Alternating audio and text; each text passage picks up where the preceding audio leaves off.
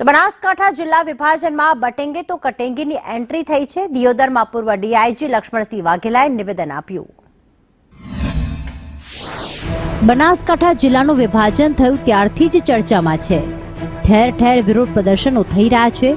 ભાજપ કોંગ્રેસ એકબીજા પર પ્રહાર કરી રહ્યા છે તો ક્યાંક નારાજ સ્થાનિકોએ બંધ પાડીને વિરોધ નોંધાવ્યો છે। ત્યારે હવે દિયોદરમાં પૂર્વ ડીઆઈજી લક્ષ્મણસિંહ વાઘેલા પણ મેદાનમાં ઉતર્યા છે અને તેમણે પણ બનાસકાંઠાના વિભાજનને લઈને બટેંગે તો કટેંગેના શબ્દ પર રાજનીતિની શરૂઆત કરી છે। હું તો લોકોને એટલું જ કહીશ, દિયોદર તાલુકાના લોકોને, આજુબાજુના તાલુકાના લોકોને, કે મોદી સાહેબે કહેલું કે એક રહેંગે તો સેફ રહેંગે, કટોગે તો કટોગે। આજે નિર્ણય છે સરકારનો એ લોકહિતમાં નથી અને લોકપ્રિય પણ નથી।